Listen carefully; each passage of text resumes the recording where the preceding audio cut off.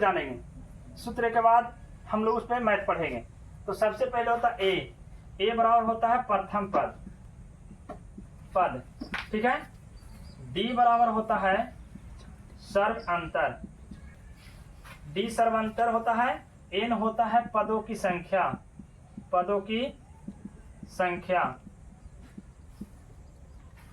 क्या होता है, संख्या होता है।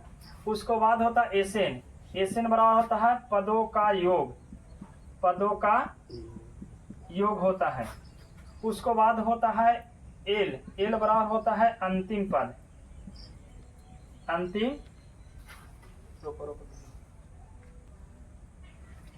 एल बराबर होता है अंतिम पद।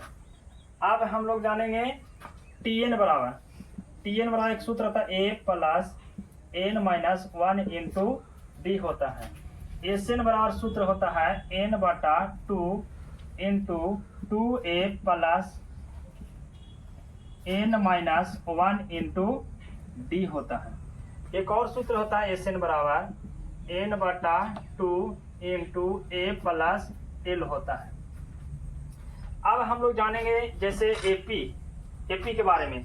तो ए होता है तो लोगों का प्रथम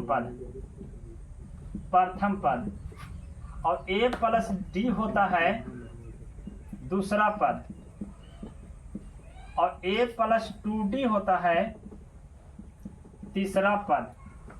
इसी तरह अगर हम लोगों को और आगे पद बढ़ते जाना है तो एक कम लिखना है। जैसे हम लोगों को लिखना है 100वां पद, तो ए प्लस 99d हो जाएगा, 99d हो जाएगा 100वां पद। कौन पद हो जाएगा, 100वां पद हो जाएगा।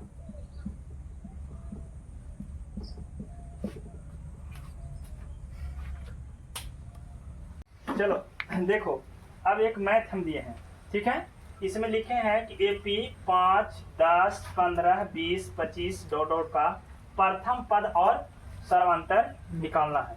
प्रथम पद और क्या निकालना है, सर्वांतर।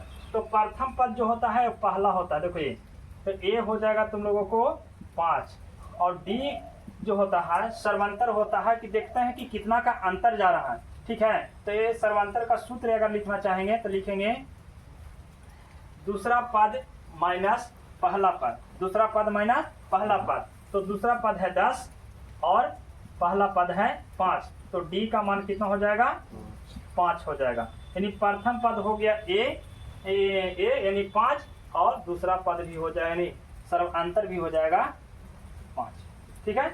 अब एक क्वेश्चन और देते हैं कि एपी 10, 12, 14, 16 डॉट का अगला 3 पद लिखें, 3 पद निकालें। अगला 3 पद निकाले कह रहा है। तो इसमें पद दिया हुआ कितना, 1 पद, 2 पद, 3 पद, 4 पद, यानी 4 पद दे है। 5वां निकाले कह रहा है, 6ठा निकाले कह रहा है और 7वां निकालने के लिए कह रहा है। तो सबसे पहले हम लोग ए निकालेंगे, तो ए हो जाएगा 10, डी हो जाएगा 12 में से 10 घटाएंगे यानी दूसरा पद माइनस पहला पद, तो डी हो जाएगा 2, ठीक है।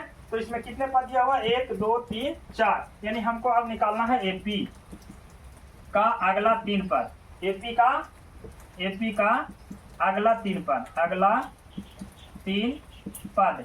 तो क्या हो जाएगा, 1, 2, 3, 4 पद दिया हुआ है, तो 5वां पद लिखेंगे तो ए प्लस 4d, ए प्लस 5d और ए प्लस 6d। अब यहाँ पे ए का मान दिया हुआ है, डी का मान भी दिया हुआ है, तो हम ए का मान रखेंगे और डी का मान रखेंगे। तो ए के मान हो गया 10 और प्लस 4 गुने 2, फिर यहाँ रखेंगे 10 प्लस 5 गुने 2, यहाँ फिर रखेंगे 10 प्लस 6 गुने 2, यानी हो जाएगा 4 दूनी 8, 8 और 10 18 हो जाएगा, 10 और 10 और 10 20 हो जाएगा और 6 दूनी 12 और 10 22 हो जाएगा। यही अगला 3 पद हो गया। इसी तरह एक और मैच देते हैं, ठीक है।